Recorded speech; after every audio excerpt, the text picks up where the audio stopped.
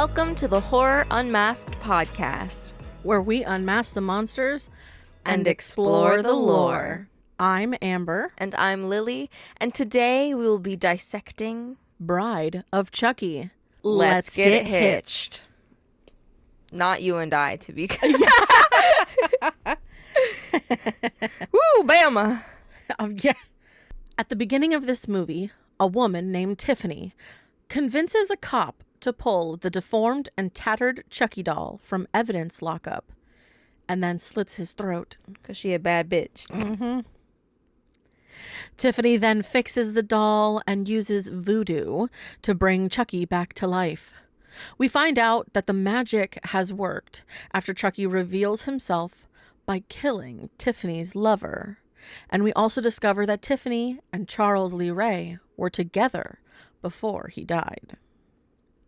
Tiffany has spent the last 10 years searching for a way to bring Charles back to marry him. But she then finds out that he never intended to propose. What a man. I know, right? Tiffany buys Chucky a doll wearing a wedding dress and teases him with it, saying she'll never help him into a human body. I wouldn't either. Fuck off. I know, right? In retaliation, Chucky electrocutes Tiffany while she is in the bath and transfers her soul into the bride doll. Which is very accurate to Chucky. That's very him. It very was. I really enjoyed that scene just because it was like, yeah, the Bride of Frankenstein was on, and then it very much resembled that, and it was very cool. Really good, yeah. Now, the pair must find a way to reverse the spell before they get stuck in their doll bodies. Chucky says the only way for the spell to work is to get the Amulet of Damballa, which is many states away in New Jersey, buried with Charles Lee Ray's body. The two dolls enlist the help of a young couple, Jesse, Tiffany's neighbor, and Jade. Jesse and Jade believe that they are being paid $1,000 to take the dolls to the cemetery and to escape their life to be together. They don't realize that they are transporting two serial killers. Yeah, two talking dolls in their back fucking seat. Yes. Also, I just... their comments when they're putting the dolls in there and they're just like, it's fine, whatever. Like, I'm sorry. If anybody was like, hey, I've got two dolls I'd like you to transport for me. Here's $1,000. Not even just that. Here's two dolls. And then you see the dolls and they look like that. And you're just like, maybe not. I'd be like, something's up. Why do they look like that? Mm-hmm. I would be like, something shifty's going on because that's not normal dolls. Obviously. Immediately, by the end of the movie, when they all figure it out, I would think back to when Jesse just kind of knocked him on the table. Yeah. When he was taking them out of the house to put him in the van. Yeah. I would immediately think back to that and be like, well, they're definitely after me now. Yeah. I fucked them up. Yeah. Ugh. On the way there, Chucky and Tiffany end up killing Chief Kincaid, Jade's guardian, another officer, and a couple they met at a honeymoon suite after Jade and Jesse get hitched. Yep. Yeah. Eloping. Love to see it. After they kill the couple, they make sweet love. They made up. Yep. They're now super all over each other. Yep. Mm-hmm. Spoiler warning. Skip ahead. Jade and Jesse think that either is the killer and are afraid of each other. They both secretly call their friend David to come set things straight, believing neither of them killed anyone until he finds the body of Chief Kincaid inside the van. David takes Kincaid's gun and points it at Jesse and Jade and steps out of the van, now thinking they are both killers. Cops notice the gun David pulls and starts coming towards the van. Tiffany and Chucky reveal that they are alive, scaring David into stepping in front of a semi-truck, smashing and killing him. And that shit pulverizes. Was brutal. Yeah, that was really intense. Like, you could see that man get got. Yeah. Ooh. Tiffany and Chucky hold Jade and Jesse at gunpoint to drive the van the rest of the way to the cemetery. On their way, Tiffany and Chucky share their plan to Jesse and Jade about how they are going to steal their bodies for the ritual to become human again. No, it's so funny because Tiffany has Jade like tied up in a chair. Yeah. And is just like making her look like her. Yeah, literally. It's so weird. Literally prepping them to be their replacements. Yep. Jade manages to start a fight between Tiffy and Chuckany. That's what I was going to say. Tiffy and Chuckany.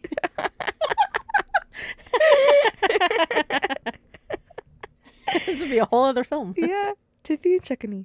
Yeah. Between Tiffany and Chucky to distract them. Then shoves Tiffany into the oven. Yep. Fucking brutal. Mm-hmm. In a quarrel, the van goes off of the road and into a ditch. Chucky and Tiffany manage to get out of the van, and Jesse saves Jade from being electrocuted by the loose wires in the van, and they both get out before the van explodes. Crazy. Yeah. Very intense last handful of scenes. Yeah. Everything happens in the last, 10 minutes. Yeah. They all make it to the cemetery and retrieve the amulet, but Tiffany then turns on Chucky, saying they should be dead. Chucky ends up stabbing Tiffany in the heart and goes to perform the ritual.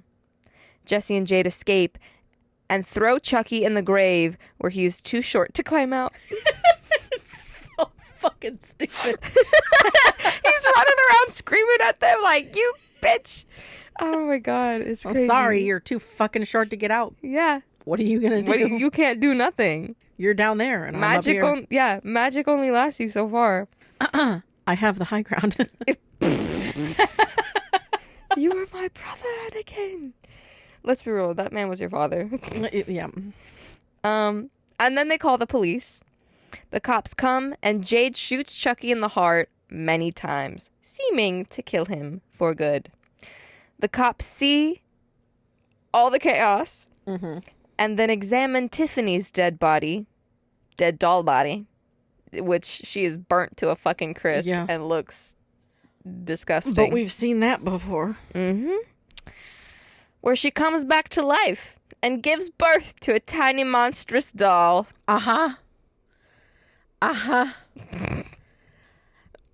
The end. Yeah. Tiny monstrous doll. That motherfucker's coming back. Yeah. He's got pointy, sharp little teeth. It's nuts. And he's fucking weird looking. Yep. He's fucking weird looking.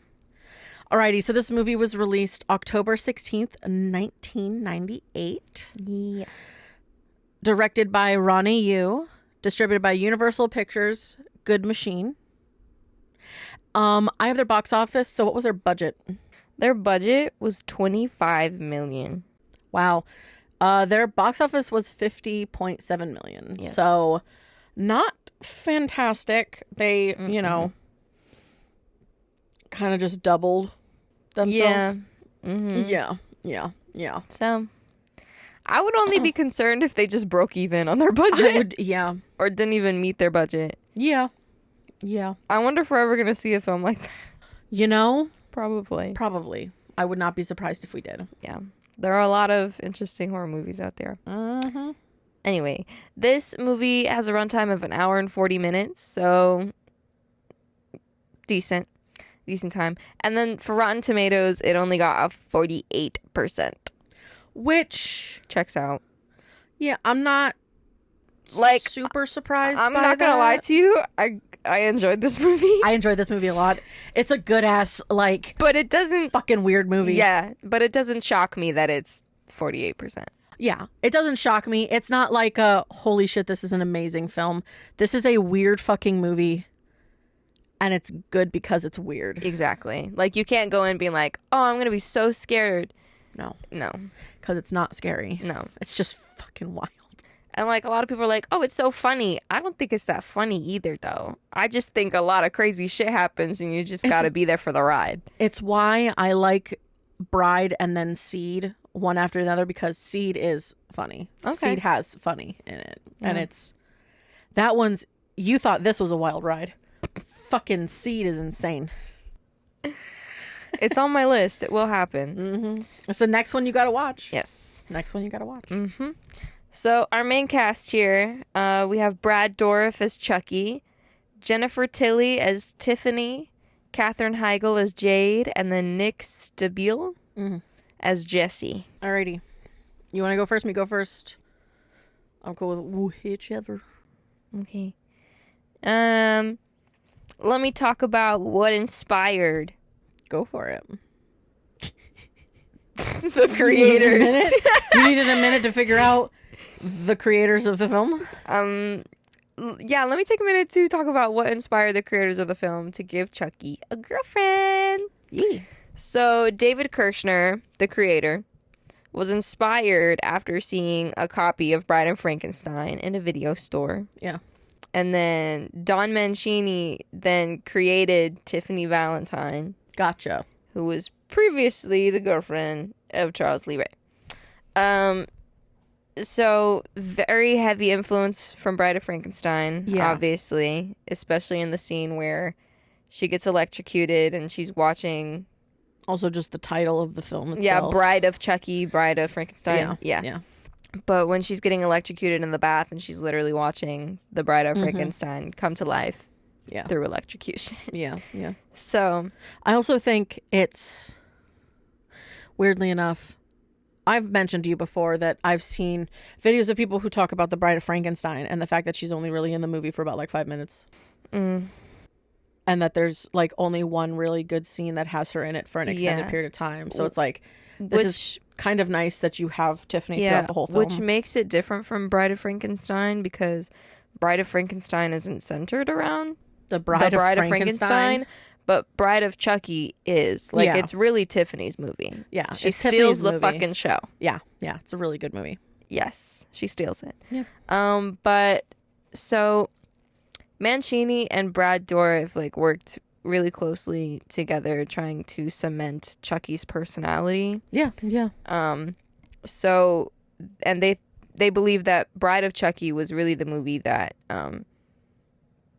helped solidify that even more by bringing in a girlfriend for him because you get an opportunity to see more inside his head and see his, more of his like emotions and his feelings, especially because, you know, he has love and he has relationships and family complications and shows that he had a life before he was a doll.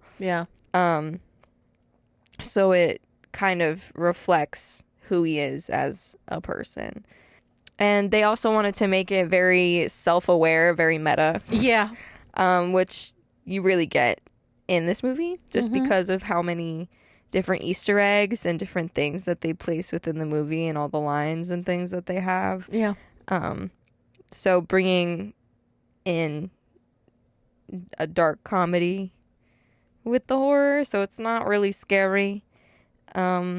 Yeah, nothing like the first movie. Yeah, and they're basically, Mancini says, it's a slamming door romantic farce with two star-crossed couples, one of whom happens to be possessed killer dolls. Yep. So, and that is very, very true. However, Mancini was supposed to be really wanted to be the director for Bride of Chucky, but then was denied by Universal and David Kirshner. Wait, why? Both of them thought he was too inexperienced at the time.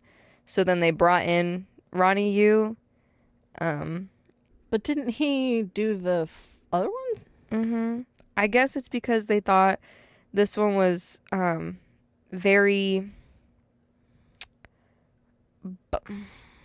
like elaborate or different? Elaborate, bold, different. Yeah, just trying new things that they've never done before, I guess. So...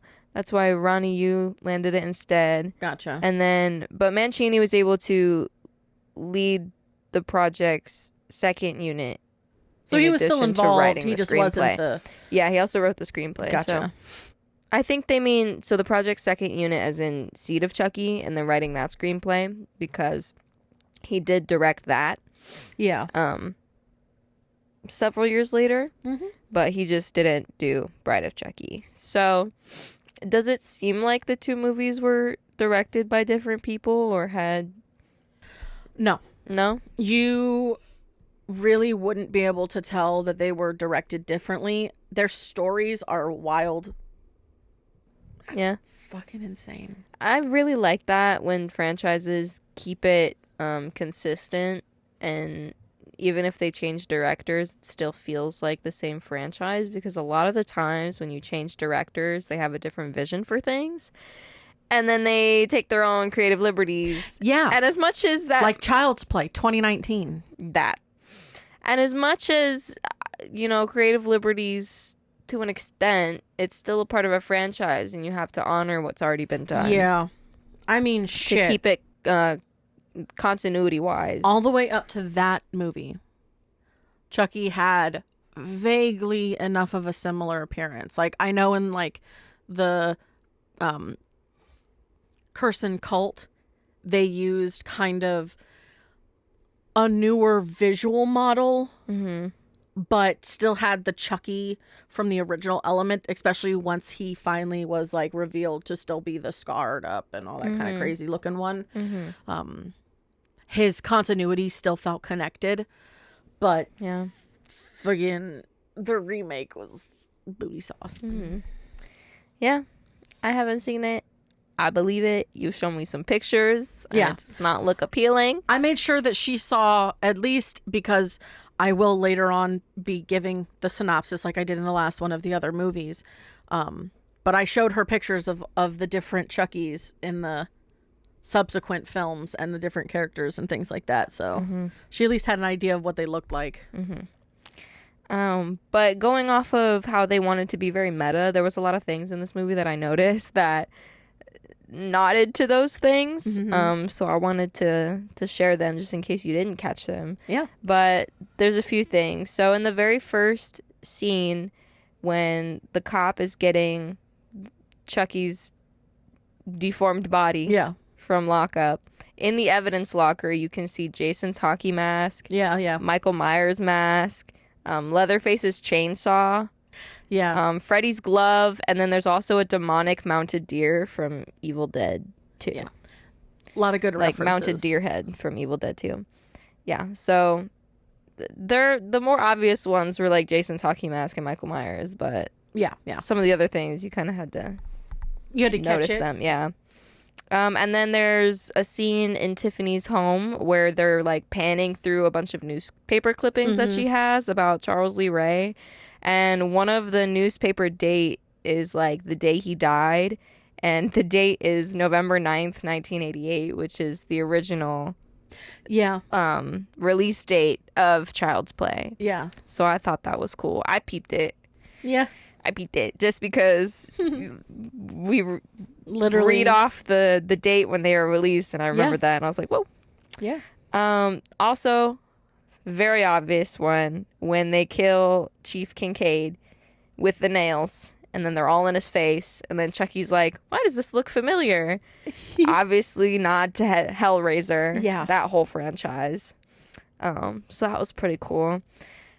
And then the last meta thing that I noticed, there's probably more, but it was after Chucky and Tiffany reveal themselves to Jesse and Jade, and they're like very confused, and they're just like, what? And Chucky says, it's a long story. In fact, if it was a movie, it would take 3 or 4 sequels just to do it justice.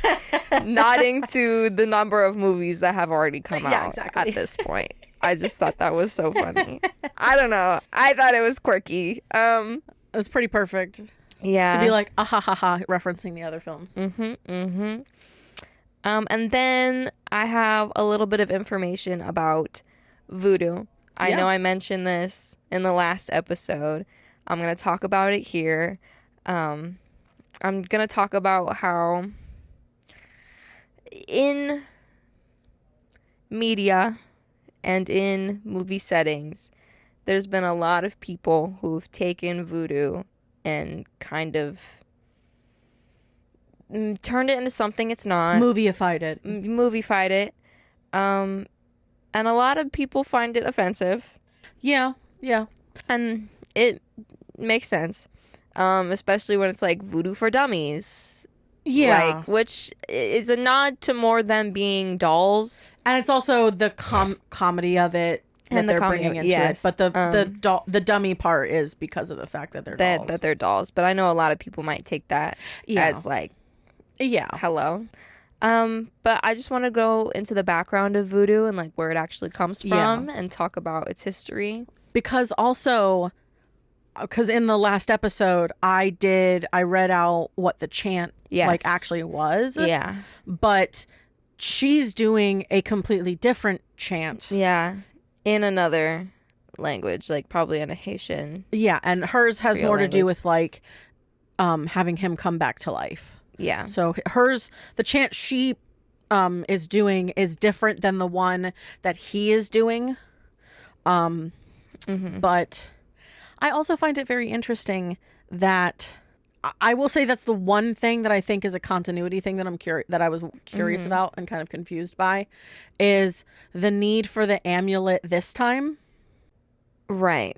Versus when they've never needed it beforehand. So that's an interesting and also they were one. just saying that as long as they do it to the people they revealed themselves first to, which still makes sense because they did it with Jesse and Jade, like that's who they revealed themselves to. However,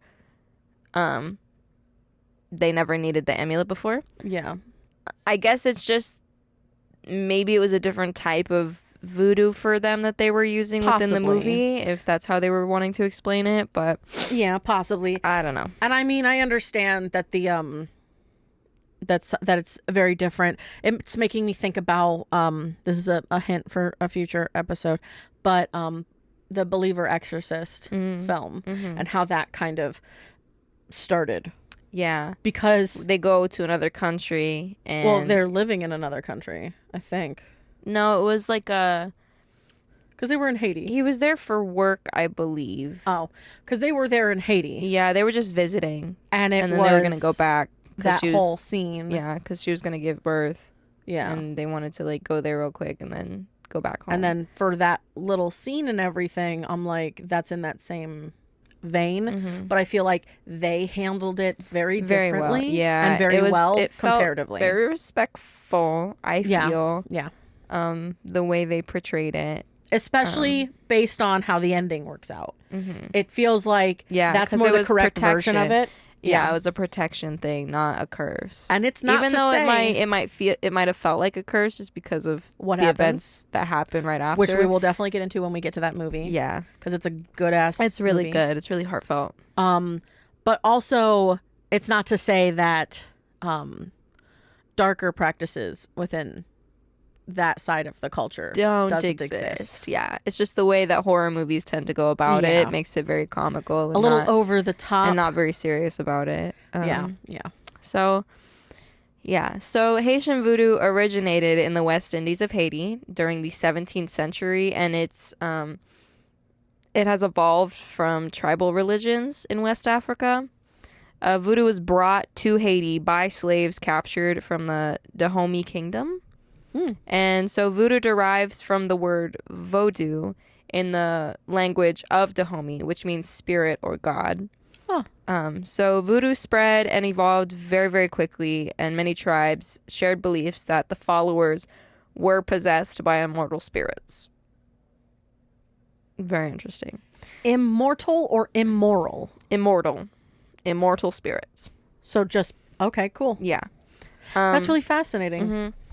So as the slaves migrated, they continued the practice, but then slave owners prohibited their religions, and then they started baptizing them as Catholic in the hopes of stopping voodoo. Fucking sounds about right. Yeah, like always.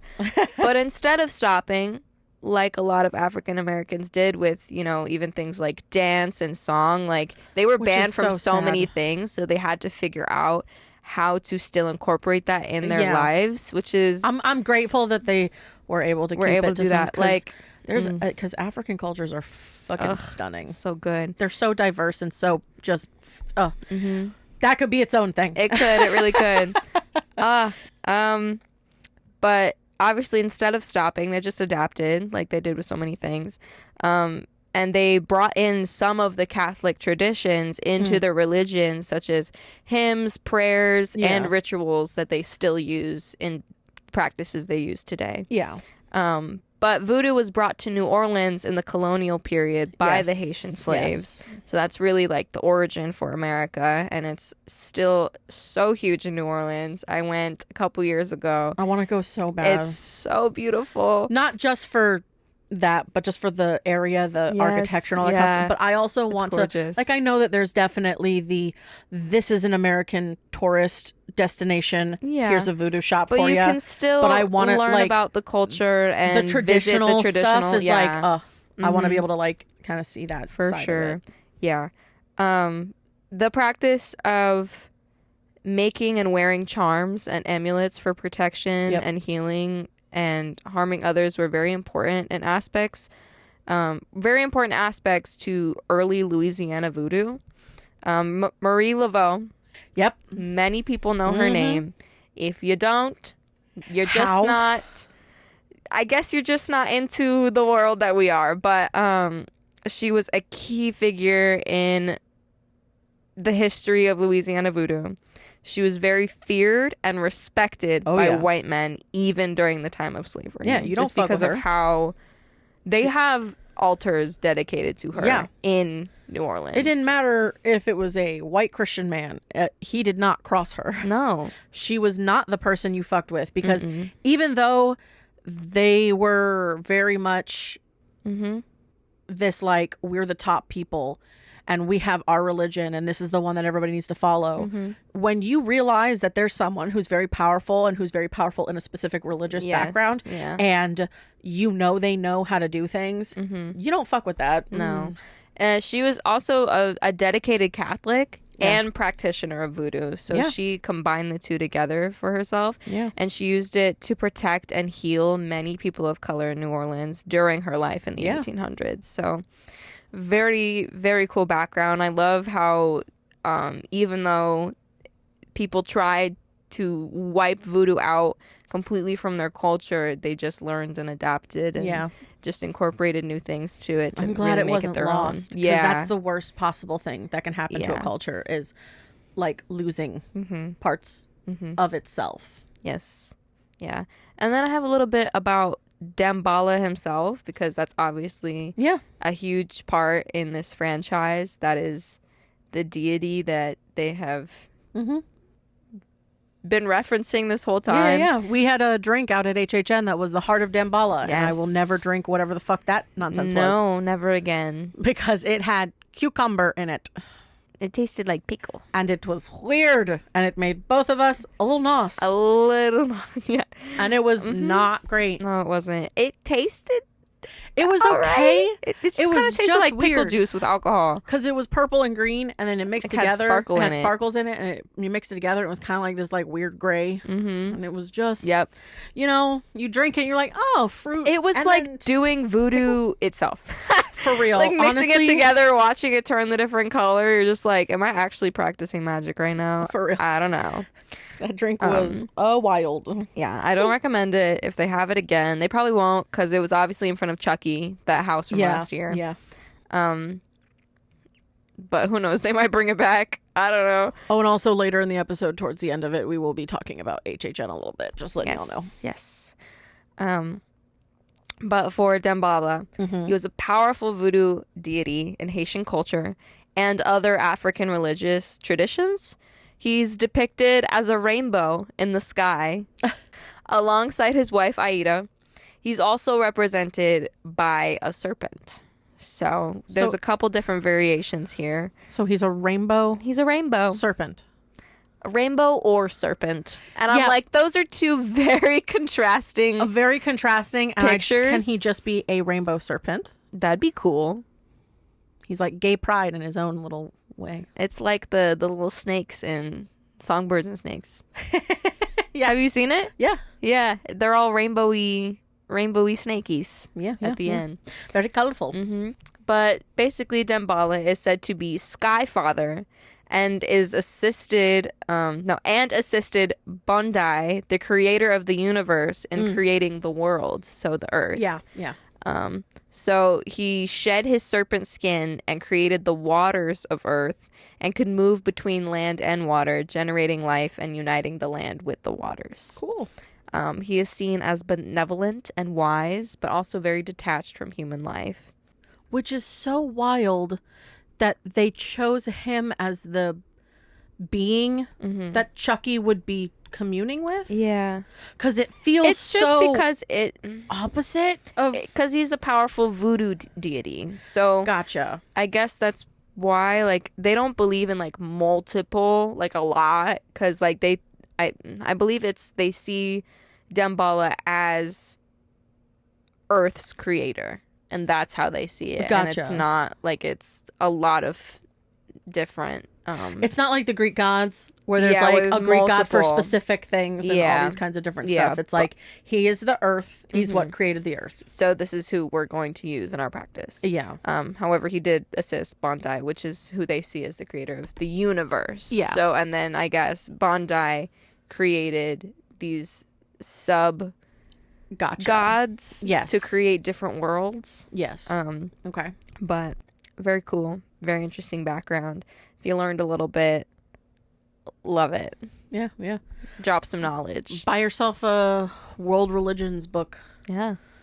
I will say I had a lot of fun in that class because I learned about a lot of really cool things. So, But yeah, that's or all I apologies, got. world mythology, not world religions. That's a whole other world. World mythology. That one is a very good book to read. Very cool. Yeah, but that's all I got Yeah. Yeah. Yeah. for me. It's What very about cool. you? Tell me about the making of this film. Yeah, yeah, yeah. Alrighty. So the film's creators originally intended Mr. and Mrs. Chucky to come to life using strictly live action shooting and puppets. It turned out that the nastier moves and the added extras could only be fully realized with effects tweaked from the Toronto Toy Box and Toronto/Vancouver based Gedjeki visual effects, both of which handled the bulk of the effects in this film.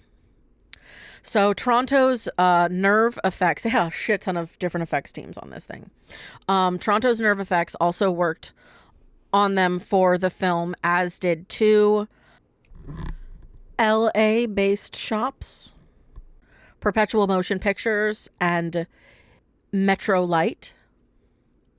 Bride of Chucky, directed by Hong Kong's Ronnie Yu, produced by David Krishner and starring Jennifer Tilly, shot in and around Toronto during the summertime, and the visual effects supervisor, Mike Muskell, said that basically on the onset, no visual effects were intended for the film. So originally they weren't planning on having any VFX. How do you do that? That doesn't make any sense. Yeah. It's a horror film. Muskell was brought into the work directly by Kevin Yeager, the puppeteer responsible for building and manipulating Chucky. As the script moved to the storyboard stage, it became apparent that a number of visual effects would be necessary to deliver all of the action intended by the director. I'm sorry. Duh? Yeah. They went from 0 visual effect shots to about 60. Again. Duh. We're just going to make this entire movie with no visual effects. How? It's a horror movie. Please? And How do you do Chucky's that? known for lots of blood. And also, there's some visual effects that there's no way in hell you're going to get No. without having At all. a little bit of that, you know? So the effects artist delivered a wide array of shots, including those which enhance the actions of the puppets, like adding CG elements and rig removal, as well as elements which added to secondary scenes of chaos, like electricity and sparks. Yes. For example, scenes which depict the puppets throwing objects like knives, bottles, and plates, as the characters are wont to do in the film, are difficult to execute with any predictability using just the movements of the puppets. Yeah. So those scenes were enhanced with CG elements. The Toy Box team worked on a shot which featured our bride, Tiffany, throwing a bottle of champagne into a ceiling mirror, causing shards of glass to rain down on a couple lying beneath. Yes. Yeah. Under Toy Box effects supervisor Dennis Berardi, Toy Box animator Brian Anderson, and Mark Stepanek. Really interesting names here. Yeah. Created a CG bottle and used film footage to create an image of the couple's reflection in the mirror. Mm-hmm. The team then created CG cracks and shards, repeating the reflection of the couple in the bits of broken glass. Yeah. So they had to repeat them. That's crazy over and over again. Oh, yeah. Oh, yeah. And then obviously there were rig removal accounts for about 12 of the 60 shots, including a handful of very extensive jobs where the whole dollies had to be painted out, since shots which showed the puppet actually walking across a floor were accomplished with Chucky hooked up to a dolly. There were also several shots where background plates were shot and rod puppeting was done with Chucky on a green screen stage. So a lot of it, the majority of the CGI that was in this movie had less to do with, like, when we get into some of our, and have gotten into some of our more like heavily CGI'd films where they're like faces and bodies and all this kind of crazy shit that they're like editing. This was literally 90% of the editing was to take out rigs and things like that that were holding the puppets or that were moving the puppets and things like that. So it was very much a different kind of sensation. It wasn't necessarily like we're enhancing.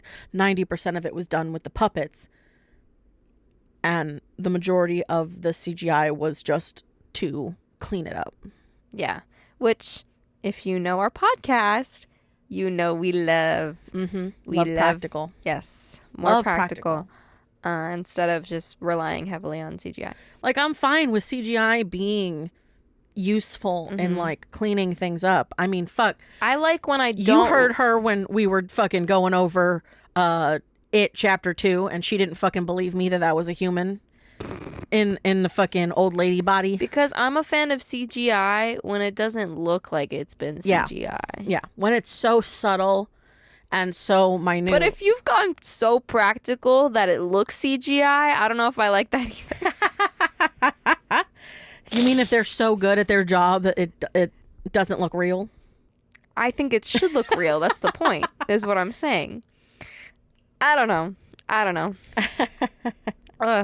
It's wild. Yeah.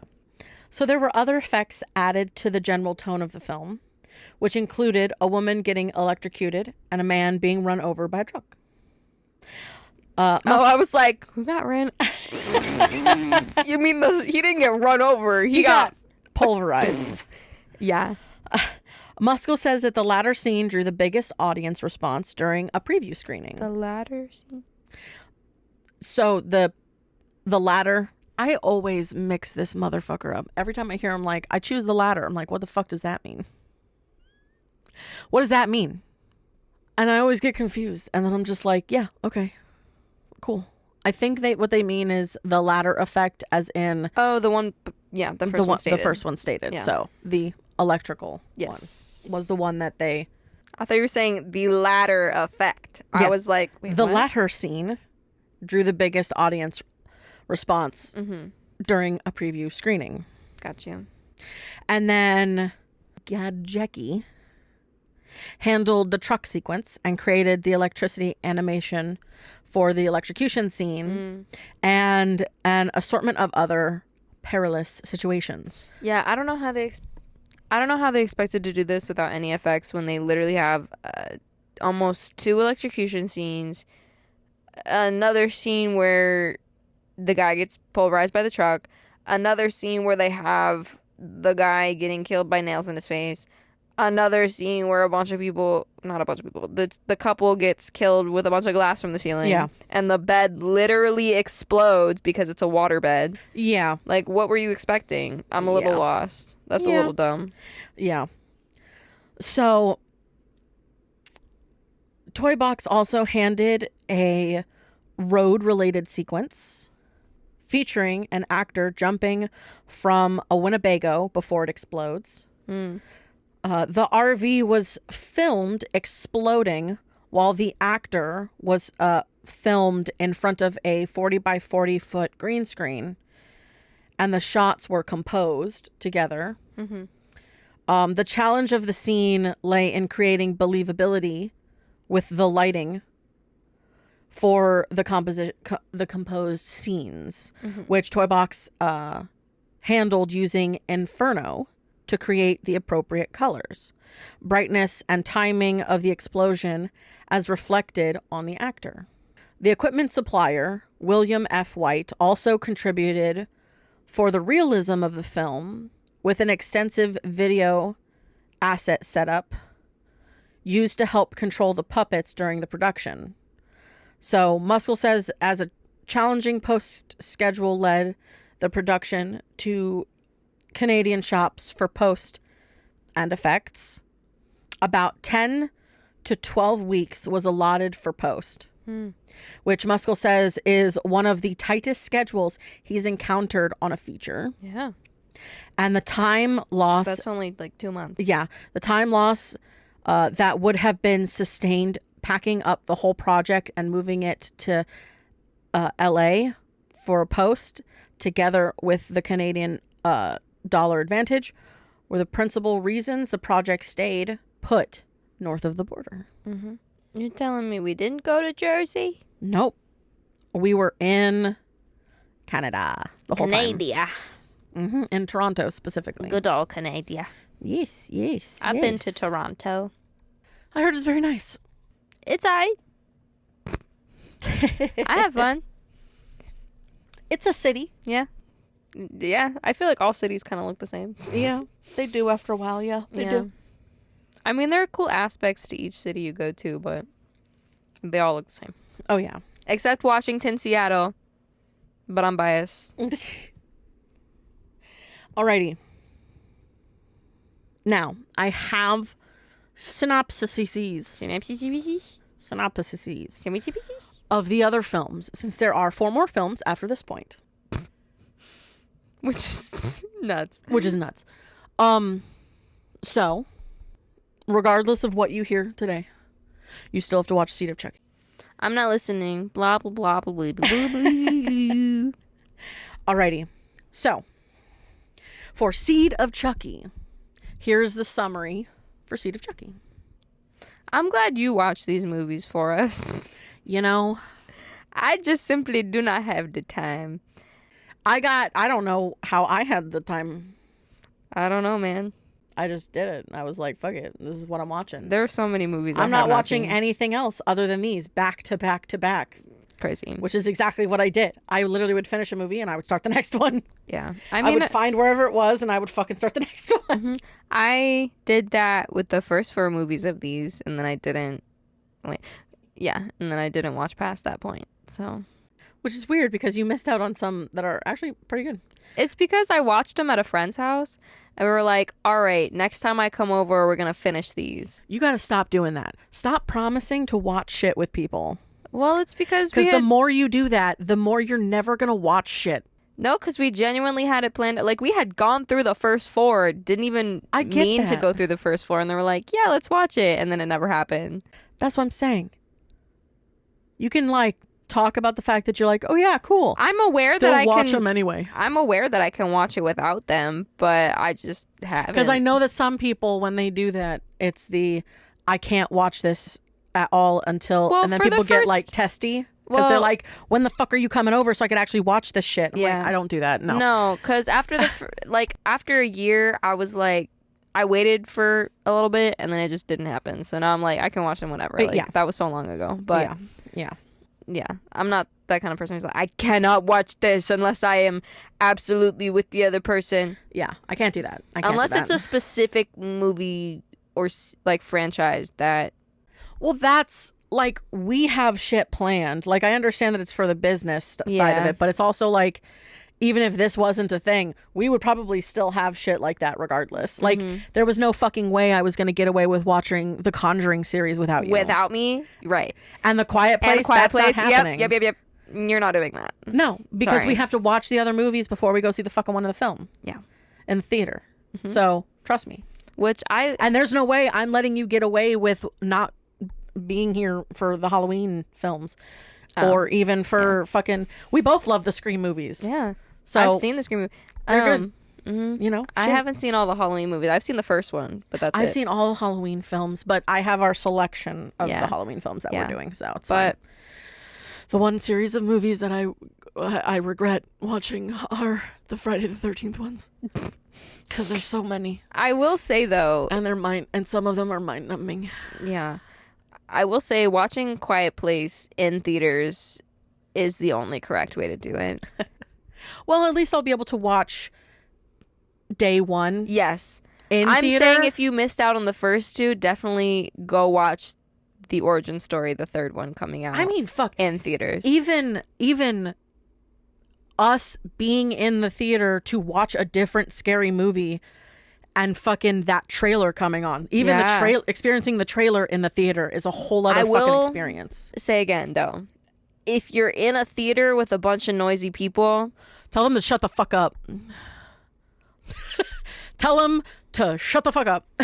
Yeah. So first of all, sorry if you are. But second, why are people so it's so theater good when you're in a gigantic... Decorum. Yeah. When you're in a gigantic theater and it's so quiet, like you can't even hear a pin drop and like everyone's on the edge of their seat. This one's going to have a combination of like what it was like before it happened. And there's like a fight between noise and silence. Yeah. Is going to be fascinating. Especially just, again, the fucking trailer was wild. Mm-hmm. Yeah. The second one goes in a little bit on the backstory as well, but not as much as this one. This is going to be our, like, we really get to see how it happens. Yes. So you haven't even seen the first two. And I'm interested in it to begin with. It's so good. It's so good. Have you seen Bird Box? No. But I feel like they have a very similar vibe. It is. It's very similar vibe because it's based on the senses. Because I know about, like, a blind, like, you have to not look at so things. One is about, like, not looking. The other's, like, not being loud. Speaking. So it's, like, very sensory oriented, but they're very similar. I feel like they need to continue with that trend. They need touch, taste, smell. Those are the only ones left. So I wonder how they would do that. Because technically, Bird Box isn't a movie. Yeah, it is. It is. It is a movie. Was it in theaters? No. That's what I think that they could have been good in the theaters. But regardless, it could have been. It was a good movie. I feel like they have a site where you cannot use your sight. Mm-hmm. They have now one that is you cannot speak or be loud. Something to do with hearing would have been would be a fascinating one because that would play with. Oh my god, that would be the fucking coolest movie for sound design. Mm-hmm. Holy shit, that could fuck with people in a movie theater. It really could. Especially surround sound. Ooh. Having shit like coming from just one back corner or like would be such a good movie. Would be such a good movie. Yeah. And like the only way that I would do something that's scent based is weirdly enough the movie that we went to with the fam. That my brain is now... Oh, Dune. The theater that was in there had a 4D theater. Option. Yeah. There was a 4D theater that had scent stuff. That would be a fascinating prospect. For there to be a horror movie based on scent. Mm-hmm. A horror movie based on scent? I don't know if I could do that one because my nose is so sensitive. Would be wild. So sensitive. And I feel bad sometimes because I go to work and there's some stinky people and I'm like... Sometimes you blow my mind with the whole scent thing. Why? Because I swear to God, last HHN, when we first went through the darkest deal, I was so distracted by the scent. And you were just like, it was great. I loved it. It smelled fantastic. And I was so distracted. And then it was the second time when I was like, oh, the scent was way down more. It wasn't that bad. And she's like, no, I smelled it this time. And I was like, what the fuck is happening I think it's more just what I'm aware of. It's very strange for me. I don't know. I was more focused on... Yeah, I was more focused on the other like senses, like seeing everything, listening to the sounds that were happening. Yeah. It was a great house. I wasn't really focused on the smell. But the second time around, when you were able to put attention. it in my brain, that's when I was thinking about it. You were able to pay attention to it. Yeah. I will say, when I went to Vegas and we went to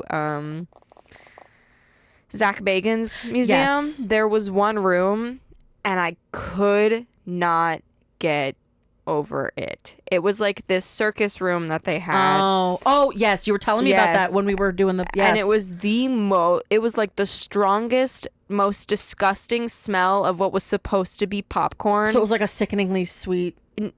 It was just Like a weird sickening. popcorn. Like, Yeah. there was no sweet, sour, nothing to it. It was just, it made me so sick. And I literally walked in with Because we know what delicious popcorn smells like. yeah. And I've walked in, like, and I had to, like, cover my nose. And everybody was thinking that I was going to, like, pass out or something. Because, oh my God, I'm being affected by the spirits. Or something. Like, the guy literally was like, are you good? Like, are you good? And I was like, yeah, the smell is just really gross. And honestly, what if it was the spirit? One of it was. What were they were like? Because nobody else was Was reacting that way to it. And I got the VIP access, whereas Sophie and my dad didn't. So there was this one carriage thing we could go into and look like under the stairs where there's supposed to be like a face that people normally see. And that's like right after that is when it really started affecting me. So you really never didn't know. get to see the face. I didn't. And so you just started smelling it instead. Yeah. Sure. Yeah. No, but it was so gross. You also went down into a pentagram room by yourself for like and I was the first one to go. We don't talk about that. Because you made that choice because you were like, I'll go. Because nobody else was going. No one else was going. And I was You did like, a Gryffindor fine, you know thing? what? You did a Gryffindor thing in like the worst way possible. Why did I do that? Because I literally didn't have my best friend or my dad with me. The truth of the matter is, if I was there, I would be the one to be like, yeah, I'll go. And I would go first, and then you would be walking right behind me. I would be. That's exactly how that would work. But there was no one to do that for me. So I went in front of grown men who were too afraid to go down there. But let me tell you, when I did go down there, I saw it. I turned around and immediately went back. Yep. Immediately. And honestly, I think it was more comforting not being the last one out. Yes. If I were the last one out, I think it honestly would have been worse. But you were also the first one in. I was the first one in, but I was the first one out, baby. I was gone. First one in, first one out. Let's go. On to the next. Ooh. Alrighty, let's get to these synopses. Yes. All right, Seed of Chucky. Blah, blah, blah, blah, blah, blah. Yeah. Not listening. Gentle Glenn is a ventriloquist dummy, the offspring of evil doll Chucky and his doll bride, Tiffany, both of whom are now deceased. When the orphan Glenn hears that a film is being made about his parents, the dolls, he goes to Hollywood and resurrects them I was about to say, don't tell me they're using their actual bodies. in an attempt. Do they use their actual bodies in the movie? Is that like what they're doing? Know. That I cannot remember. Yeah, and he resurrects them in an attempt to get to know them better. That's actually really sweet. He's horrified when Chucky and his lover embark on a new killing spree. And Chucky is equally horrified To find that his son has no taste for evil. Yeah. So, this movie's a fucking wild You know what this sounds like? ride. This sounds like some liberal propaganda. And I love because it's like those very conservative fathers who find out that their sons are like not at all. Actually, do you want to know something that's actually very funny? Is Chucky believes in trans rights because he is actually supportive because of their son and daughter. And that's what I love when they can learn because from there's their a video kids. that was I remember seeing a video of Chucky speaking with like I guess a co-host, like the doll speaking with a co-host. Okay. On like I don't know if it was a TV show or something, and they were talking about it, and it's like it was literally like I believe in rights. I'm not a monster. Chucky says this. Yeah. He's like, He's not opposed that's my to killing. child. I'm not a monster. Right. Yeah. Right. And I'm like, but if you are. Chucky can believe in equality on that level, so the fuck can you. And that's why I'm saying it's very like the conservative dad turns because it's not even more open-minded. Because it's not even that he's like, I don't like the idea of my child also minor spoiler Glenn's body, there's several points throughout the film where you see like kind of his point of view and like murder is happening. So you're thinking it's Glenn. It's revealed later that there's a second soul in his body that's technically his twin sister, Glenda, which the parents name her Glenda. I think it was Tiffany, and I was a mistake. God. I They need named to her Glenda. watch this so bad. And they meet her because she's wearing Glenn suddenly becomes Glenda, and she's wearing a dress and has a wig just topped on her head. And is like, very pro trans, Yes. pro non-binary, and it's so funny because it's like, because Chucky's like, that's my girl. Oh. And it's so funny because it's like Glenn's like, the only thing he has a problem with is that Glenn doesn't want to kill people. Nothing else. That's it. Yeah. Tiffany throughout this whole movie. The only thing I'll spoil is that she attempts to give up her life of murder because now they have a child, and now they must atone. Well, she wanted them to be dead anyway, so She fucking. oh god. They when people go through rehabilitation Mhm. and they make a list of people. that you they would need contact. to. Yep. So she's like, there's a scene of her in the attic, I think, and she's got a phone. Oh, the list of people that you need to make amends with. She calls. She's like, I'm sorry for killing your husband. Yo. I'm so sorry about this. And then she hangs up and she's like, I did a good job. Aw. It's so funny. That's 'Cause kind of the fucking sweet. woman on the other line's like, what the fuck? That's Who kind of. are you? I'm not Where are gonna you lie. going? Out of context, that's really sweet. Oh, Where it's she's so like, I did funny. it good. Because it just doesn't work out, and it's just so good. Oh, yeah. It's so good because it's fucking, because Chucky's like, there's no way you're gonna stick to this. There's no way. He knows his wife so well. Oh, and then the dirty, gross thing that, they do later. Anyway. I don't know what you speak of. I guess I will find out. Whew.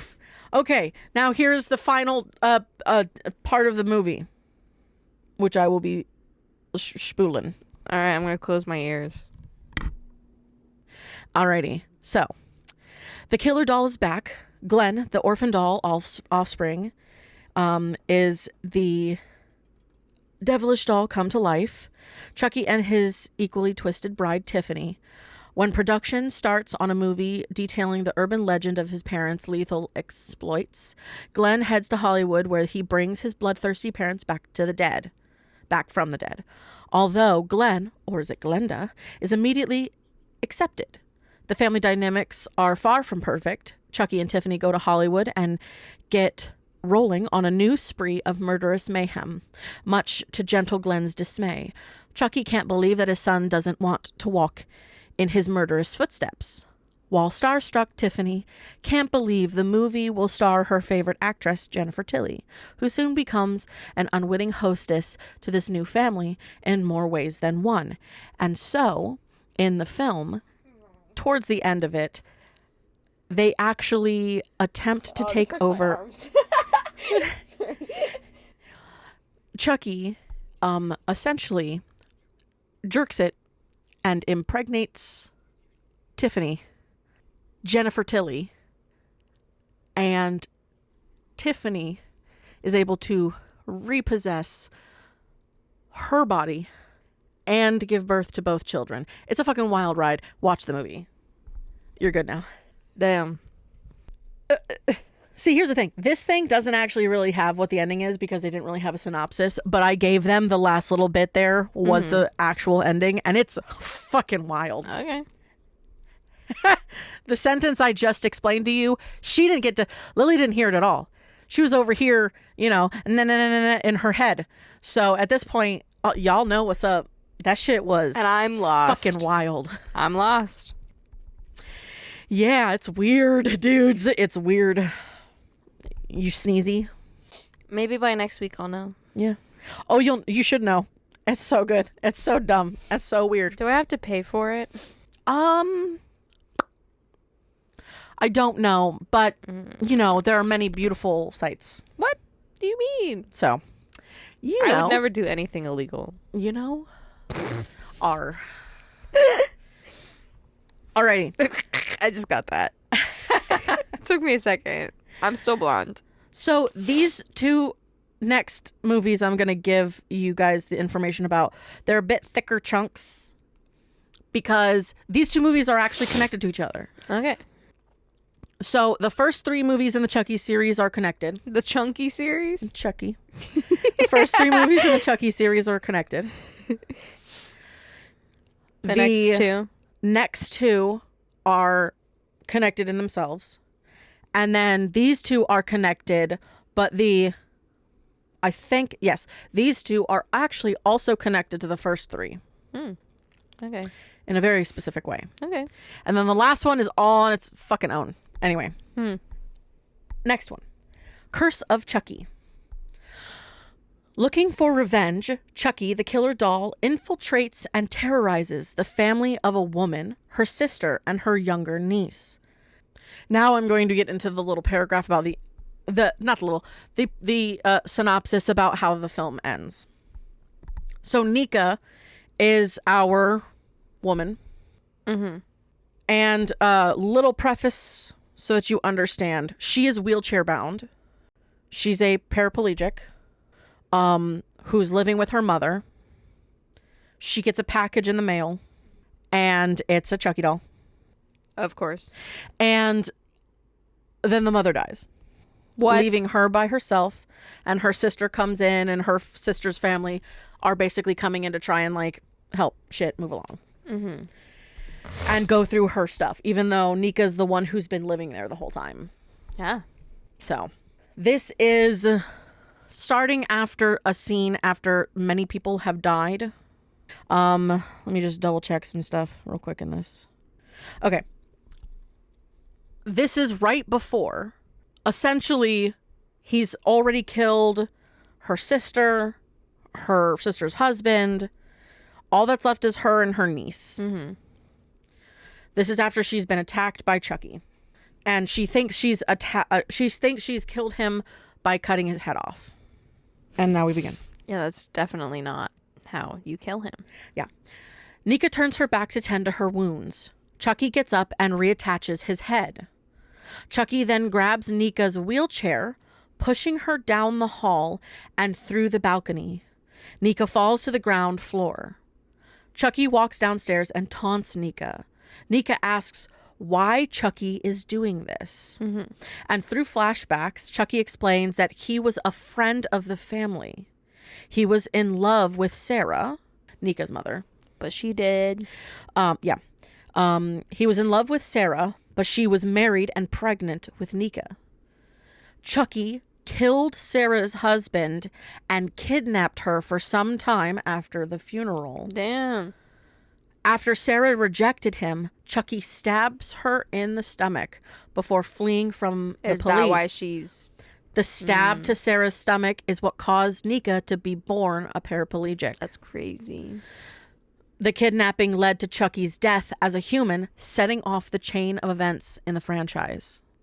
So it's because of this that we got the first movie. That's wild. Him running is him running away from the cops because he's being chased by the police because of this. Wow. Yes. So that makes it even worse for Tiffany.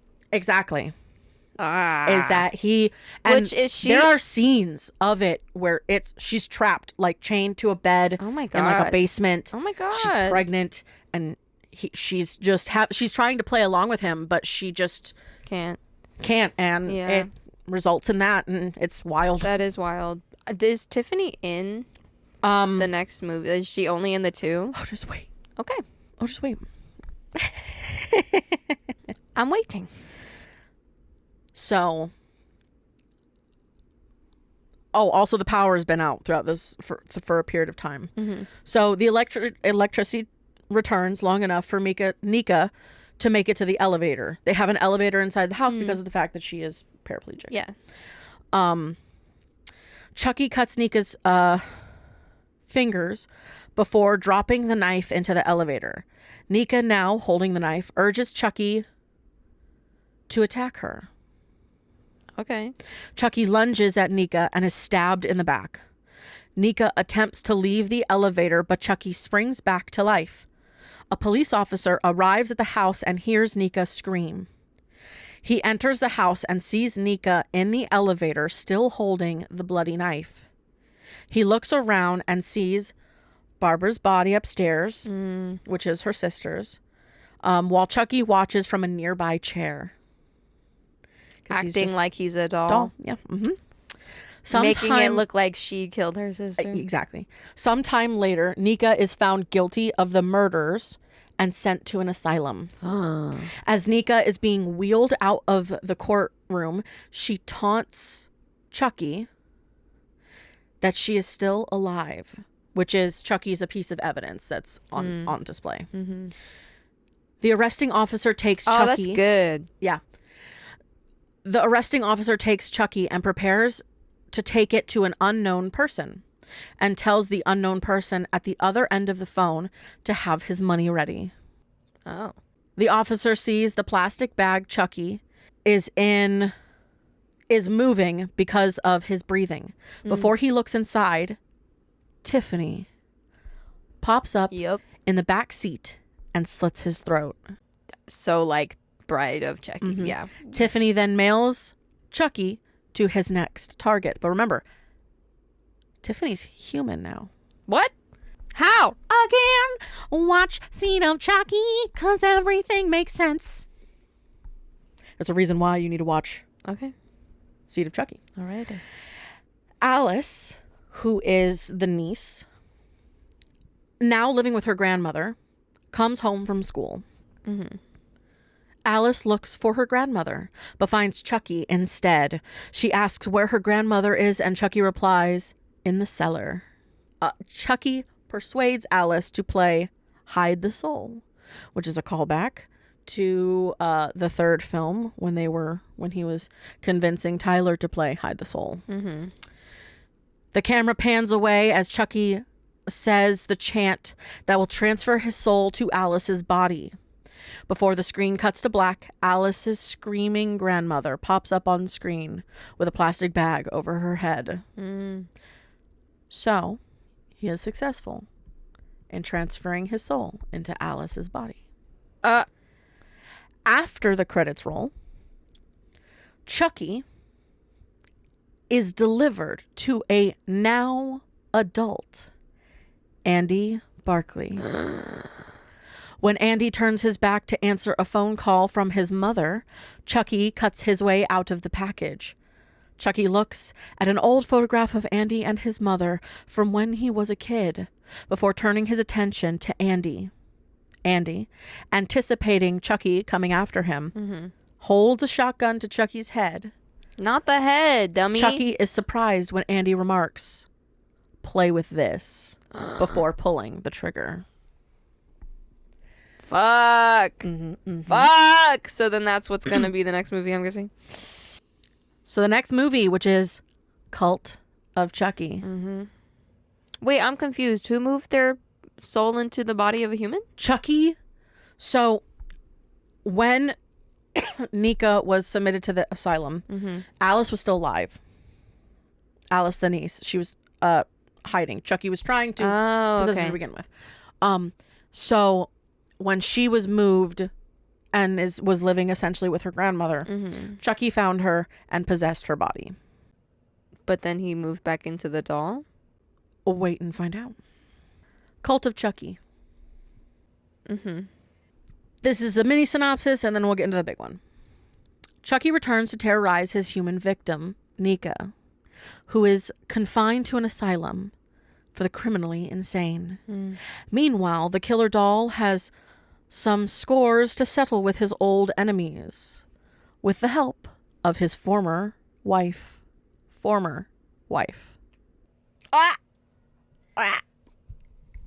Alrighty. Ruh-roh. Yeah, you don't fuck with Tiffany. Duh. Alrighty. There's a lot of crazy shit that goes on in this movie. This is going to have basically a little touch into some of it. A little later, Dr. Foley, which is the doctor that's been helping Nika and blah, blah, blah, blah, blah, receives the military haircut good guy doll. Ah. in the mail. Andy shows up and demands to be committed, I was wondering when Andy was going to make a comeback. fighting the guard until they lock him in a rubber room. Madeline, who is another one of the patients that's in there, she has, I believe she had postpartum and killed her child in response. No. But in this whole thing, she has a doll usually with her that she's convinced is her baby. Girl, how you... What? That's This so doll backwards. being now a Chucky doll. Madeline seemingly has a breakthrough with the baby Chucky. And they bury the doll in the cemetery. What? Unsure how she will react having acknowledged that she killed her real child. Dr. Foley puts Madeline on suicide watch. But baby Chucky arises from his grave, crawling in through Madeline's window, and kills her. Fuck. With her consent. By ripping out her tongue. That's how he killed her? Mm-hmm. How does that kill okay, never mind. We watched it already happen once with Saw, but, you know, it also helped that there was a train.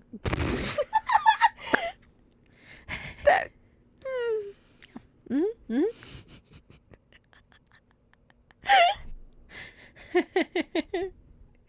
Yeah, the train is a pretty big part of that. Yeah, it is. He then makes it look like suicide, which I don't know how you would make that look like suicide. I think he basically slit her wrists at the same time and made it look like suicide. I'm not 100%. I can't remember. It's been a while. Sure, because Chucky's so into covering his tracks. Mm-hmm. Dr. Foley returns to his office to find Nika there. She has been drugged by Claw Chucky. How many different Chuckies are there? Jesus. Dr. Foley tells her he's going to pin the new deaths on her and write a book on her murders. What? He then puts Nika... Oh, that bitch is dying. He then puts Nika in high heels as he has a foot fetish and begins molesting her. No. When he is again knocked out by both Chucky dolls. Both? I'm so lost. Claw Chucky explains that he learned a new voodoo spell that allows him to split his soul across multiple bodies. So that's how he was able to possess Alice and go to Andy's house. Gotcha. Yep. That's wild. Chucky explains that he successfully possessed Alice and went on a killing spree in Alice's body. But one of Alice's victims fought back and killed her. Whoa. Thus forcing him back into the doll's body. Yeah. The two Chuckies then bring Haircut Chucky to life. So they did it a third. The trio kill an orderly that's walking in on them. Meanwhile, Tiffany pulls up outside the institution and slits the guard's throat. Who is still human? We see she has the doll her soul used to inhabit in the back seat. What, does she like being a doll now? The Chuckies come up with a plan. Baby Chucky goes off to tie up loose ends, killing a nurse, and eventually Malcolm, who was another one of the people that was there, who I believe he had like the multiple personality disorder. But he actually started to believe that one of his personalities was the Chucky. But in reality, he had never actually been possessed by one of the Chuckies. Oh, okay. Yeah. So he has dissociative identity disorder and believes one of his identities during the is course Chucky. of the movie, he eventually believes that he's one of them because several of them encounter the living Chucky at some point, and I think he just kind of adopted it. So Claw Chucky successfully possesses Nika, and in so doing is able to allow her to walk again. What? There's no way. It has Voodoo nothing to do magic. with the spirit. It's everything to do with your body. Voodoo I'm lost. magic. All right, sure. Nika Chucky Nika Chucky. gets out of her wheelchair and stomp Dr. Foley's head in with her I'm going high to call heel. her Chica. Different franchise. Okay. Still works. Haircut Chucky tries to kill Andy, but is overpowered by him. Andy rips open Haircut Chucky's stomach and pulls out a gun he had hidden inside, as he's the one that mailed the doll to Dr. Foley to smuggle the weapon inside the Institute. Yup. What? This is also, during the course of this movie, when you're interacting with Andy, you realize that the Chucky that he killed in the movie before, he has its head Oh, God. in a compartment in the wall, like in a safe in the wall, the Okay. head of it, just beaten to shit, chained up, stapled, Jesus. nails in it, fucking cut, it's demolished, still alive. And talks to him. Oh. Andy will bring him out and will talk to him. That is fucking insane. loony. Yeah. That is loony as shit. Oh yeah. Okay, Andy, somebody was scarred as a child. I mean, it kind of makes sense. Yeah. It's traumatic what he went through. Yeah. As a baby and then as like a teenager and now as an adult. Yep. Can't escape. Andy and Haircut Chucky fight, and Andy shoots the doll to death. Andy turns around and sees Nika Chucky standing in the doorway. They taunt Andy, saying he doesn't have the guts to sacrifice Nika to kill him. Andy does have the guts and tries to shoot at them, but is out of bullets. Oh, fuck. They lock Andy into the rubber room. Ostensibly, the police will pin all the murders on Andy, as he is the only one left alive and is in a cell with a gun and a bloody Chucky doll corpse. Okay, but I'm lost because in Bride of Chucky, the police see that Chucky is alive. So it's very obvious that that's a thing. Nika Chucky walks out of the Institute as baby Chucky stays behind to keep an eye on Andy. And no one thought it was strange that this paraplegic girl just got up and started walking one day? No surgery, no nothing? you know, Okay. Nika Chucky walks up to Tiffany's car and the two make out. Pardon? They make out. I need you to repeat that whole thing again. Nika Chucky, aka Nika's body, who has Charles Lee Ray's soul in it, walks up to Tiffany's car and the two make out. That's kind of hot. And you wonder why I said you would like the end of this movie. Hey, I'm only a little gay. Just a little. I'm sorry, do I need to remind you about the Billie Eilish song? I could eat that girl for lunch. Yeah, she dances on my tongue. Tastes like she might be the one. Yeah. Do I need to remind you? No, but I was feeling some type of way when I was listening to that. I You was mean like, every time you listen to it?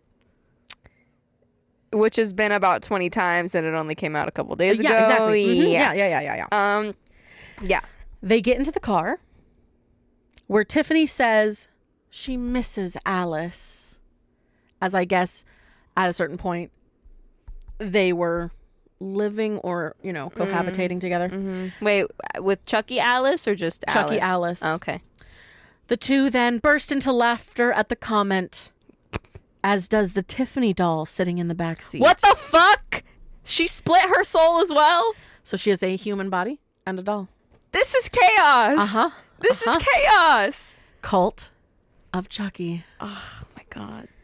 Now, on to our last one, which is Child's Play 2019, Yes. which is a remake ostensibly of the first one, but is abso-fucking-lutely nothing like the first one. So not a remake. But it is, but it isn't, but it is. But No. It isn't. After moving to a new city, young Andy Barkley receives a special present from his mother, a seemingly innocent buddy doll that becomes his best friend. When the doll suddenly takes on a life of its own, Andy unites with the other neighborhood children to stop the sinister toy from wreaking bloody havoc. No, I hate it. Do you want to know how this movie starts? Mm-hmm.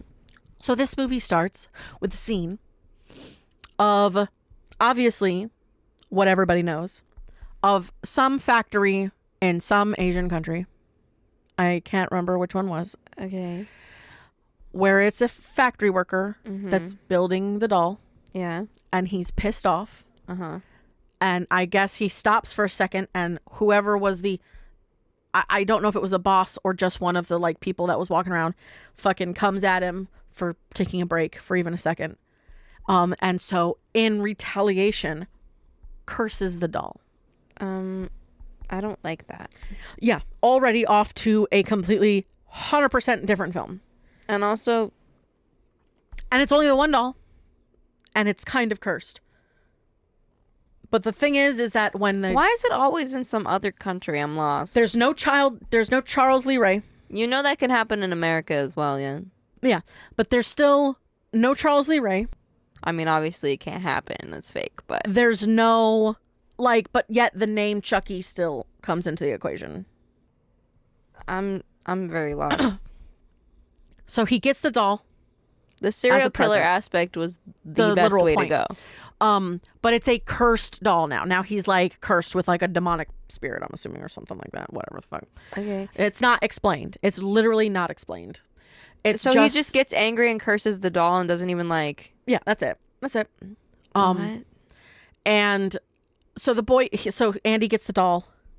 He's like, I don't know, but he can connect to the Wi-Fi, which means he can play games on his phone with him. He can fucking TV, lights, shit like that. He's connected to the internet, aka we've seen a better version of this movie. I'm sorry. I'm still on the whole. And he's got. Why did they make it an angry Asian man? I don't know. It's because it's the warehouse. It's the mentality of like, it's a warehouse, and I guess they wanted to keep some level of like, I don't know. Like, Choices were made. It just feels very off when like making them seem evil, like we see all the time. Well, it's not them seem evil. It's just he was pissed at being. Yeah, so they made him attacked at. evil and made him bring something evil into the world. I'm like, that's dumb. That's dumb. But here's the thing. He gets the doll to start going, and he tries to give it a name. Mm-hmm. But it chooses Chucky. Okay. And they're best friends. Right. They actually have like a positive relationship with each other for quite a while. He usually has blue eyes when he is on and powered and hanging out. He considers Andy a very strong friend. Andy enjoys him. Andy eventually, they live in like an apartment complex. Mm-hmm. They move into an apartment complex, and Andy eventually becomes friends with the other kids in the apartment complex because of him having this buddy doll.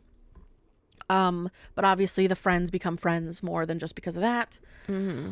Until I guess they're watching a horror movie and the buddy doll thinks it's a good idea to get a knife and pretend to start acting like, well, you like the movies. Oh my God. And mind you, the Chucky doll's like can have full conversations with the child and everything, but also is able to record and remember things. Okay, I see where you're saying Megan now. It's very, very Megan. Because eventually the doll is able to see things that happen to Andy that the mother doesn't see, aka the mother's boyfriend is very antagonistic and is like very bullying in a bad way to Andy, kind of is not a good person. And Andy, obviously as a child, is like, I wish you weren't here anymore. I wish you were dead. Like, not thinking about the words he's using. Yeah. Because Chucky obviously listens. Guess whose head was found in a box delivered to Andy's house. God. But I thought this was what you wanted. Okay, so it's very... His eyes turn red when he becomes evil. So it's very protective over the child, very Yes. like Megan, very not Very really much. understanding what is evil Morality, and what is, yeah. Just thinking they're doing it with good intentions And for then the once child. the child betrays the doll, Then it's all over. then the doll is like, fuck you. Fuck you, yeah. I'm coming for you and your family. Mm-hmm. Which is what happens. Mm-hmm. There's the fuck you, I'm coming for you and your family. Yeah. Including your mother, who works at the store where our people, where he was purchased, where he was like got and everything. So that's when I will get into the rest of this. And apparently a Mark II version of the Buddy doll, Buddy 2, is coming out on the market. Oh, okay. So, at Zed Market, customers are gathered as the Buddy 2 is about to launch. They storm in like Black Friday as the dolls go on sale. As Wes comes out in a Buddy costume, he is stabbed in the neck by Chucky. Oh my God. His costume head comes off and his blood is sprayed all over a terrified little girl. Because there's a group of people who are watching and he comes out onto stage and he's dying. Damn. The lights in the store then go out as Chucky takes over all the electronics in the store. He sends drones out after people, and one of them finishes Wes off by slicing into him. The other customers start running around in a panic, and the other Buddy dolls start to come to life. Andy is helped by Folly, Pug, and Omar. But Mike shows up and tries to arrest Andy after successfully... Mike is like a police officer. Mike shows up and tries to arrest Andy after suspecting him of being involved in Doreen and Shane's deaths, which is the... Shane was the mother's boyfriend, and Doreen, unfortunately, was the... So... To give a little bit more background to that little thing. Mike is one of their neighbors. He's a detective. His mother lives there, so he comes to visit her. Unfortunately, Andy, trying to hide the dead head of the boyfriend of his mother's, accidentally is like, this is a present, and gives it to fucking Doreen, which is a mistake. And then he's able to retrieve it and actually throw it away. But unfortunately, at a certain point, as she's someone who Andy's been a friend of, Chucky kills her too. By taking control of the car she is in and puts her into an accident. Okay. He soon sees that Chucky is responsible, but Mike gets cut by a drone after saving one of the kids. After taking out several dolls, Andy is faced with Chucky, who says that if he can't be his friend, nobody can. He then reveals that he has Karen, his mother, tied up and is going to hang her. As Chucky goes for Andy, the boy starts to sing the Buddy song, which he tends to sing to him. He would sing to him at night before going to bed. Very Megan. Yeah. Again. In an attempt to talk him down. It works long enough for Andy to knock Chucky off of him and go save his mother. But Chucky gets up and attacks Andy again. Andy manages to free Karen before grabbing Chucky's knife and sticking it into his core, seemingly shutting him down for good. But when Andy goes to his mom, Chucky lunges towards him until he is shot by Mike. Karen then finishes off the evil doll by ripping his head off. Medics arrive for Karen and Mike while Andy and his friends destroy Chucky's remains in an alley. And that is that one. That was terrible. It sucks. It's not a good movie.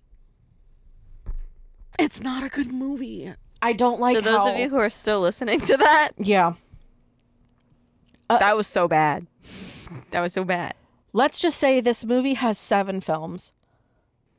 This movie has 7 films? This franchise has 7 films, not 8. Yeah. Because even Brad Dourif's not in. He's not the voice. Yeah, so no. Like, so no. the last movie that he's the voice of is in Cult of Chucky. So all of that is incorrect. There's no Tiffany. There's no real Chucky. There's no serial killer. It's just kind of like it's literally Megan did it better. Yeah, for sure. Like, Megan did it way better. Oh. So those were all of those. And all that chaos. So do you have some 1 stars? I do. So going back to Bride of Chucky, I have a lot of 1 stars. I think I'm just gonna do like the highlights from some of these. Yeah, go for it. All right. I can honestly say that I've seen the first 3 films more than 480 times. That's a lot. And it's so specific. That's a lot. I can even translate Chucky's chant to English, as it is a combination of Jamaican Old World Latin and Old World French. You mean you can also just Google it and just find it out like I did? Yep. I wonder. Yeah. How could anyone like this horrible plotless movie? It's like having George Clooney play Batman. Kind of ruins the series. Anyone else agree with me on this? Yeah, so that's the first one. Whereas this movie is actually very good because it's hilarious. Yes. The actors are great. And it's just kind of fun. It's a fun movie. It's a fun movie to watch. Mm-hmm. George Clooney playing Batman is like whatever the new Chucky was. Whoever voice acted him playing Chucky. Yeah. Is what that is. The next one, let's see. Bride of Chucky has to be the definition of bad, horrible, scat, and every swear word you can think of. Really? No. It's just the fact they said bad, horrible, and scat, and then every other word. Why would you not just use the word shit? Oh. Why did you use specifically the word scat. And not shit? Mm-hmm. That just is weird. And then someone said, in the end of Child's Play 3, we literally see him get shredded to bits and pieces. Just imagine a bomb going off on an Allied soldier during the invasion of Normandy. Although it may not get the point across. In short, parts of Chucky here, there, and everywhere. Bravo to those who caught the song reference. But here's the thing. In Bride of Chucky, that's the film that you get the Chucky that everybody recognizes. Yes, which is that's the what they sewn up That's Chucky. what he's saying. He goes, I also didn't quite enjoy the scar look. Chucky was just fine the way he looked in the first 3 movies. Why even change it? Because they had to. You're saying he just got blown up. He was sewn back together. He was literally sewn and stapled back together. Mm-hmm. He was a lot more scarier as an innocent looking doll and was able to get around. The way he looked in this movie just made me laugh. Yeah, but he's a humanoid doll now. Yeah. Uh-huh. Yeah. So, this next one, I can't. For the easily frightened dweeb in your life. On a regular basis, I flush things that are more frightening than Bride of Chucky. This is a someone who was a jock in high school who thought he was the shit and views high school as when he peaked and was the best time in his life and is just desperately trying to permanently replicate this, wrote this. But you know what? He's just one of those jocks that's trying so hard. He goes, I don't know what kind of timid geek you have to be frightened of anything this stupid and overhyped. If you're scared by this movie, make sure you never watch Rudolph the Red-Nosed Reindeer or that abominable snowman will give you nightmares for weeks. So he's just a little dude who watches Rudolph on Christmas. Yeah. So please, stop. Just, I swear, some people like, and you can hear from his tone that he's not a modern, because using dork and dweeb are not it. Those these are were older. Yeah, but these were written a while ago. Like not all these are recent. No, I'm talking about like the age of the person who wrote it. Definitely was in high school and probably the 80s or the 90s, like when people use those words in reference to people like that. Yeah. Because shocker, the people who are the nerds, the geeks, and the dweebs are the ones that are usually more popular and also way cooler because we're the ones with the cooler fucking interests. Facts. And the ones that end up with dope ass tattoos, piercings, and all sorts of other shit. We're the ones you want to get to know. Uh-huh. Here's another one. Uh-huh. Shaking your head. there's a bunch of stuff, but then it goes, first of all, the beginning of the film was like a low budget, awfully made, I want everyone to see my tits film. Are you shitting on Tiffany? Yeah. Just wait. I can only recommend Bride of Chucky for those of you who like to see breasts. That's the only thing this movie had enough of. Actually, way too much of it. This really spoils this film. I think this person is misogynistic. Really? And if I they're would a have woman, never noticed. it's still... Yeah. You can still be a woman and you be can still be misogynistic. misogynistic, yeah. Yeah. For sure. Oh my god. It's like women who think being feminist is bad. It's fucking mind-blowing. I'm like, dude, tits. It's Tiffany. And I'm not gonna even lie to you. She's on, like, that part is only in it for the first, like, 10 minutes. So you know that they're also talking about the fact that the dress on the Tiffany doll shows the tits. You know for a fact that that's also part of what they're talking about. It's a doll. It's a doll. I know, but it's a doll that's got the soul of a boobies. human. It's got boobies. It's got boobs. And It got boobies. It's Tiffany that's inside there. So those boobs transferred to those boobs. Because, you know, that's how it works. Oh those boobs transferred to those boobs. Yeah. Don't shit on Jennifer Tilly. No, never. Also, the part that I totally forgot to mention is that Jennifer Tilly is the actress in the movie in Seed of Chucky who's playing as the Tiffany character in the movie.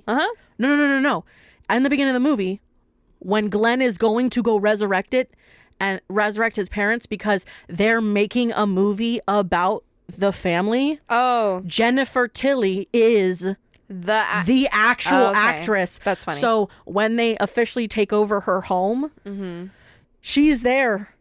And fucking Tiffany is like, I just love you, Jennifer Tilly. There you're watching the two of them interacting. Yeah. Oh, because she's really a fan of her. It's so funny. Yeah. It's so funny. Oh, so they like... It's why... They like fourth walled it kind of, and it's like, that's Jennifer Tilly. It's literally Jennifer Tilly who is... named Jennifer Tilly, and it's her playing... Yeah. It's literally the that's Tiffany so character. Meta. Yeah, it's for real. It's so meta. It's so intense. Oh my gosh. Yeah. Yeah.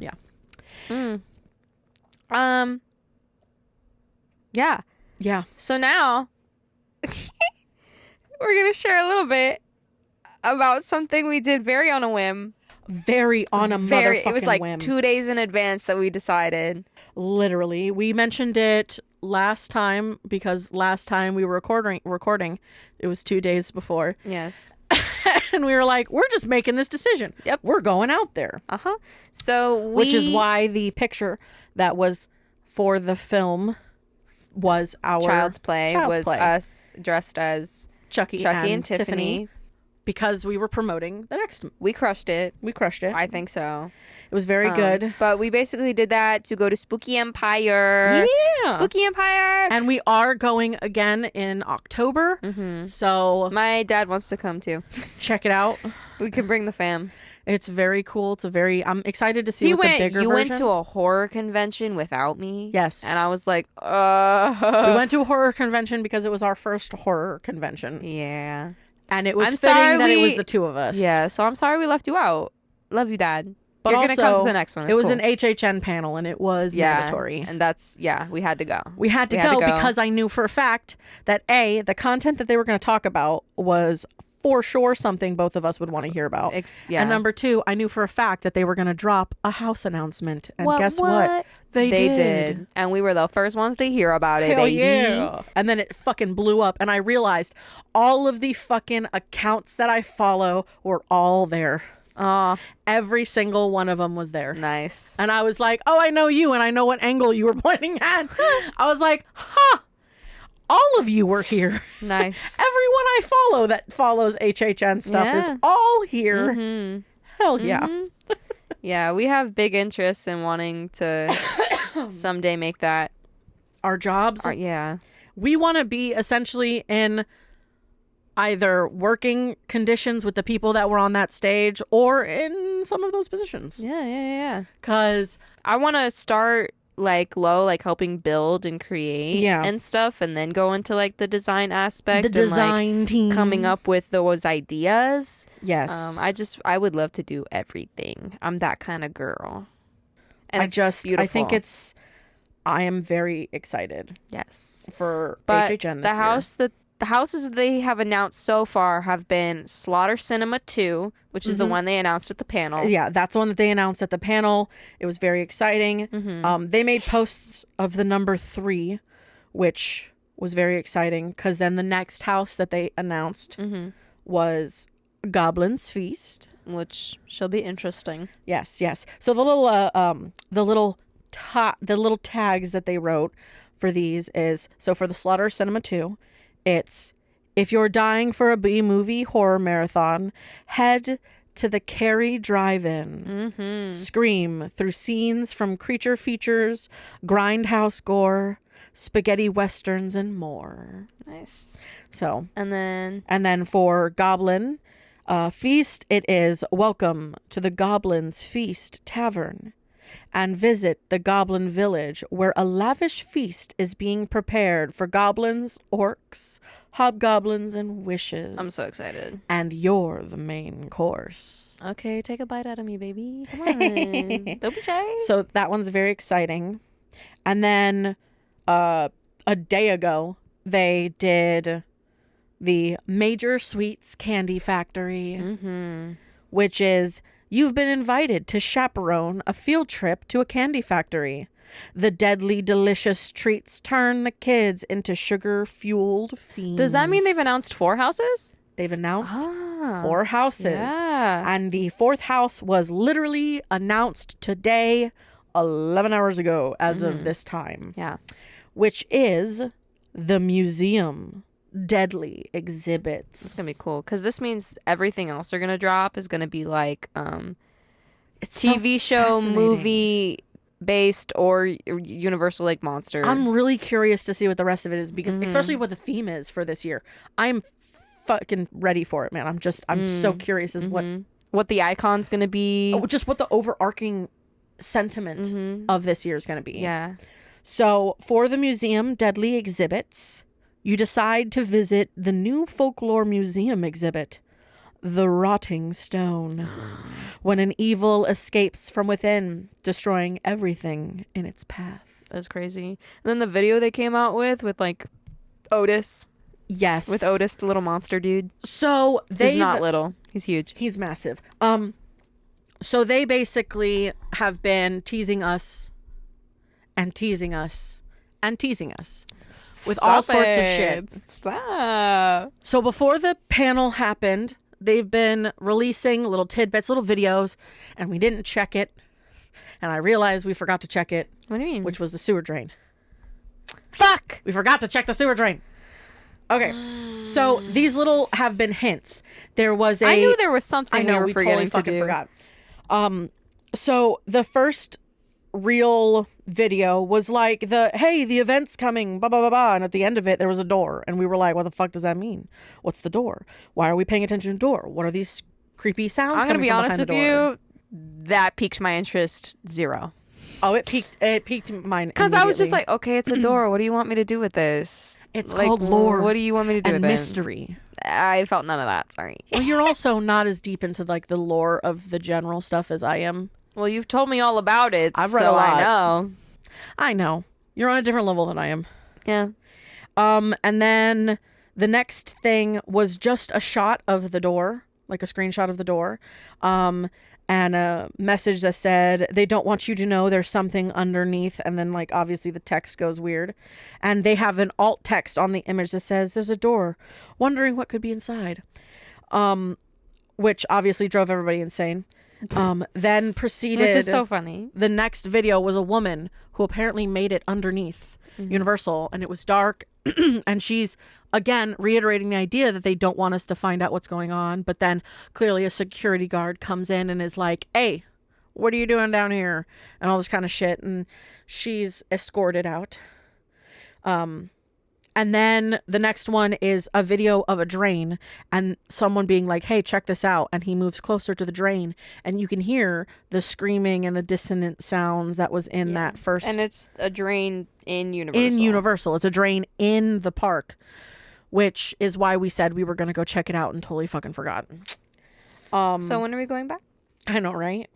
And then the official announcement for it was done on the 14th of May, which shows, you know, someone cleaning up afterwards, a janitor. And then it moves into showing underneath Universal with the door as there is some fucking massive black creature thing. Someone told Cocoon? me aliens.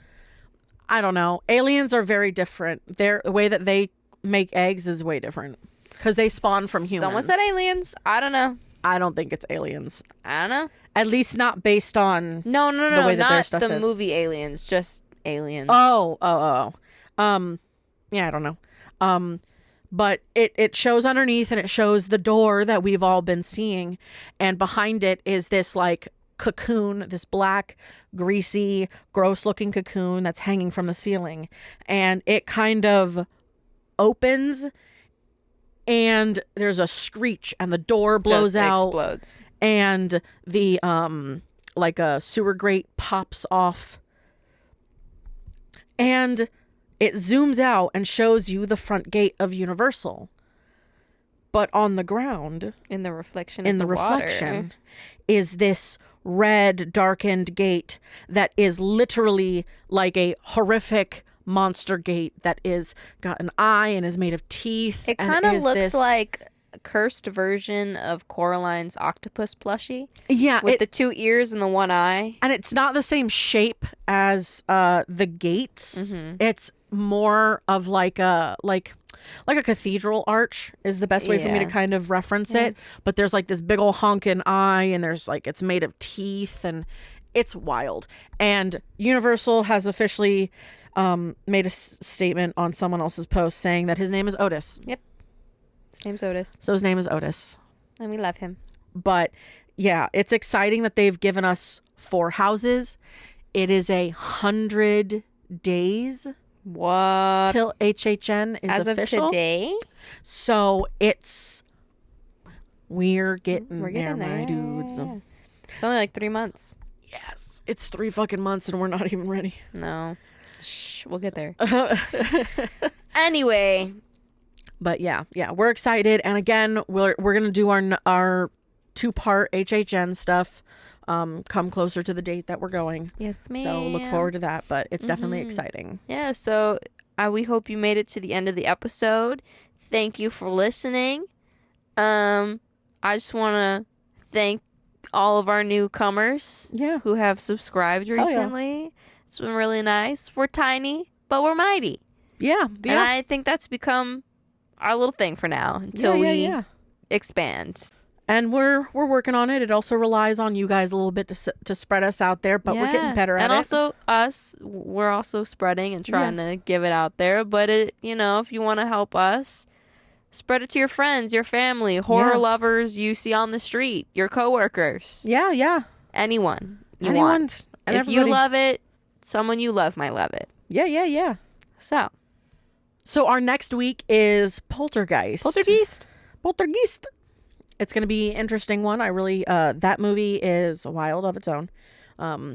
If I've seen it, I don't remember. It's definitely interesting. It's an interesting film. So I will know by next week. Yeah. Like, comment, subscribe, give us 5 stars. Helps a ton. You can send us an email at horrorunmasked@gmail.com. Mm-hmm. You can follow us at Instagram and Twitter, X, at Horror Unmasked. You can listen to us on Spotify, iTunes, Amazon Music, Audible, Pandora, and YouTube. So many places. Unmasked Podcast. And I think with that, there's only one thing left to ask.